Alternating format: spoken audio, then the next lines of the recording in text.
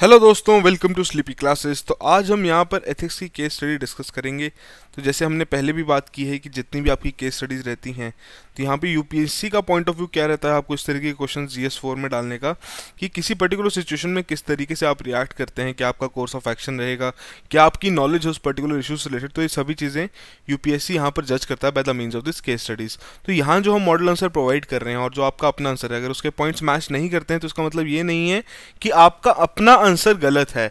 आपकी एक अपनी अप्रोच हो सकती है, आपकी एक अपनी कोर्स ऑफ एक्शन हो सकता है। तो यहाँ पर हम जो डिस्कस करेंगे वो यही होगा, किस तरीके से आप अपने आंसर को बेटर तरीके से स्ट्रक्चराइज करें ताकि उसकी प्रेजेंटेशन अच्छी लगे, और साथ साथ कौन कौन से इंपॉर्टेंट पॉइंट्स रहेंगे जो कि आपके एग्जाम पॉइंट ऑफ व्यू से बेनिफिशियल रहेंगे। ठीक है जी। तो इस पर्टिकुलर केस स्टडी में क्या था कि विशाली सावंत जी आपकी म्यूनिसिपल कमिश्नर हैं पुणे म्यूनिसिपल कॉर्पोरेशन की, और संदीप चौधरी भाई साहब वहाँ पर काम करते हैं as a maintenance engineer of the water supply facilities in the corporation. तो कुछ दिन पहले वैशाली जी को संदीप जी के बारे में कोई कंप्लेंट आई थी कि 3 दिन पहले वो अपने परिवार समेत एक रेस्टोरेंट में गए थे, बट आपका रेस्टोरेंट उस शाम को काफ़ी फुल था। बट संदीप जी ने 2 टेबल्स की डिमांड की ताकि वो अपनी बेटी का बर्थडे वहाँ पे सेलिब्रेट कर सकें। तो कंप्लेंट के हिसाब से ये कहा गया था कि जो मैनेजर वहाँ पे प्रेजेंट थे उन्होंने रिक्वेस्ट किया था उन्हें वेट करने के लिए थोड़ी देर के लिए, ताकि कुछ टेबल्स वहाँ जब वेकेंट हो जाएंगे तो वो उन्हें अलॉट कर देंगे। ठीक है जी। तो कुछ समय बाद संदीप जी ने, जो मैनेजर थे वहाँ पर, उन्हें स्कोल्ड करना शुरू कर दिया that he was not able to get the table. और कंप्लेंट के हिसाब से ये भी कहा गया है कि सिंस कोई भी कस्टमर वहाँ से अभी वेकेट नहीं हुआ था, तो मैनेजर ने उन्हें कहा था कि थोड़ा वेट कीजिए। तो ये सुनकर संदीप जी थोड़े अनॉय हो गए और वहाँ पर उन्होंने मैनेजर से कहा कि जल्दी से ख़त्म कीजिए अपना काम और जल्दी से कुछ टेबल्स वहाँ पर अरेंज कीजिए। साथ साथ उन्होंने उन्हें थ्रेटन भी किया कि वो कुछ सैनिटेशन डिपार्टमेंट ऑफिशियल्स को जानते हैं कॉरपोरेशन के, और वो उस रेस्टोरेंट का लाइसेंस वहाँ से सस्पेंड भी कर सकते हैं। ठीक है जी। तो इसी चक्कर में उनका गुस्सा काफ़ी बढ़ गया और जो उस रेस्टोरेंट का स्टाफ था वो उन्हें भला बुरा कहने लग पड़े, जब तक उनके अपने गेस्ट आए। ठीक है जी। उन्हें थोड़ा शांत किया और उन्हें उस प्रेमिसेस से बाहर ले गए। तो बेसिकली कंप्लेंट में कहा गया था कि वो थोड़े उस दौरान इनेब्रिएटेड भी थे, मतलब थोड़ा अंडर इन्फ्लुएंस थे, उन्होंने अल्कोहल कंज्यूम की हुई थी। But state does not have a prohibition law. ठीक है जी। तो ये बेसिक सी आपको प्रॉब्लम दी गई है। तो following course of action strike विशाली एज पॉसिबल ऑल्टरनेटिव्स। पहली बात क्या है कि वो इमीडिएटली संदीप को सस्पेंड कर दें और एक डिसिप्लिनरी इंक्वायरी कंडक्ट करें। ठीक है जी। सेकंड कह रहे हैं to ask an officer of the municipal corporation to informally inquire into the veracity of the complaint and initiate action against Sandeep if the complaint happens to be broadly true. Third उनके पास का option है कि try to personally contact the complainant and find out the facts. और last क्या है कि ignore the complaint all together as the matter does not pertain to Sandeep's behaviour as public servant.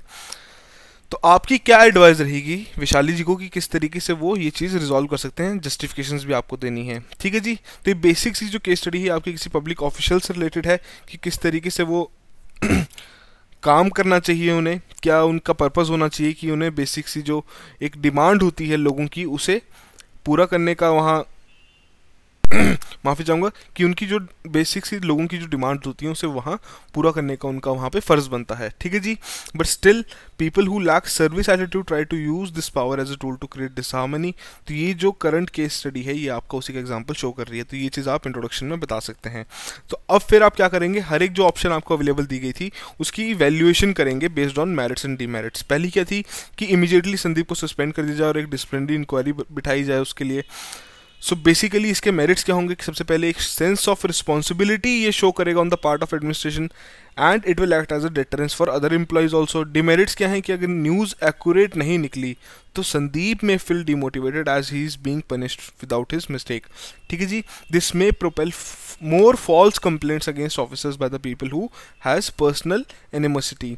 ठीक है जी। कि किसी व्यक्ति के साथ, किसी ऑफिसर के साथ अगर किसी की अपनी आपसी दुश्मनी है तो वहाँ पर वो फॉल्स कंप्लेंट्स दे सकते हैं कि रिजल्टिंग इन द फैक्ट कि वहाँ से उनका सस्पेंशन हो जाएगा।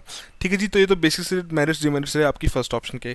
सेकंड में क्या कहा है कि किसी ऑफिसर को जो कि म्यूनिसिपल कॉर्पोरेशन में है उन्हें कहें कि वो इनफॉर्मली इंक्वायर करें into the veracity of complaint कि किस तरीके से कंप्लेंट ट्रू है या नहीं, and initiate action against Sandeep if the complaint happens to be broadly true.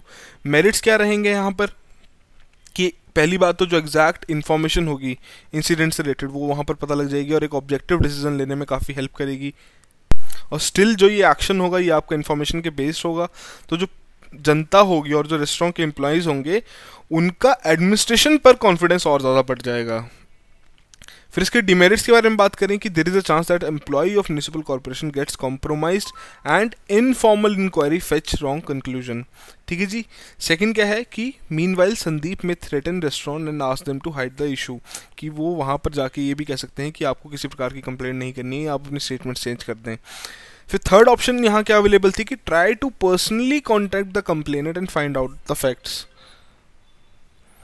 तो इसमें मेरिट्स क्या क्या हैं कि पहली बात तो एकदम एक्यूरेट इन्फॉर्मेशन वहाँ पर मिल जाएगी from the restaurant without any loss by the middleman, कि किसी प्रकार का कोई जो अपॉइंट करेंगे आप ऑफिसर इनफॉर्मली आस्क करने के लिए, मे भी हो सकता है that he know Sandeep very well और वो वहाँ पर कुछ ना कुछ इन्फॉर्मेशन फैब्रिकेट कर दें। सेकंड क्या है, it helps to personally understand not just the facts of the case but also the emotional suffering by the people due to the incident. तो ये काफ़ी इंपॉर्टेंट पॉइंट है, यहाँ पर जो ऑफिसर है वैशाली उनकी इमोशनल इंटेलिजेंस के बारे में बात हो रही है। ठीक है जी। फिर डिमेरिट्स क्या है कि चांस रहेगा कि संदीप अभी भी थ्रेटन कर सकते हैं रेस्टोरेंट को to hide the issue, still possible.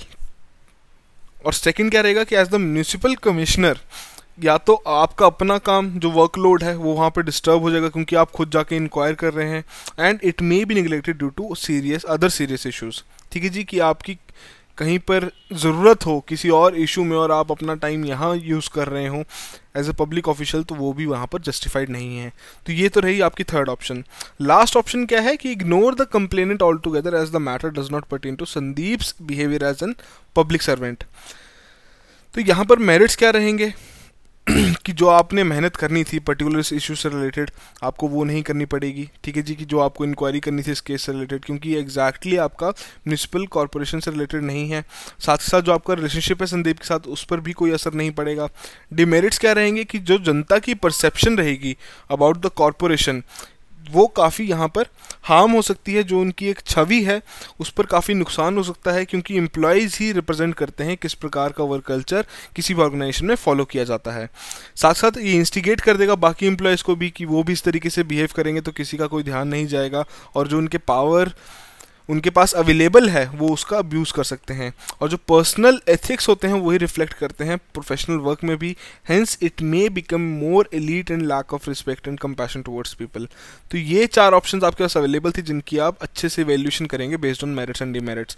फिर आप लास्ट में अपनी एडवाइस बताएंगे वैशाली जी को कि आपकी अपनी एडवाइस क्या है।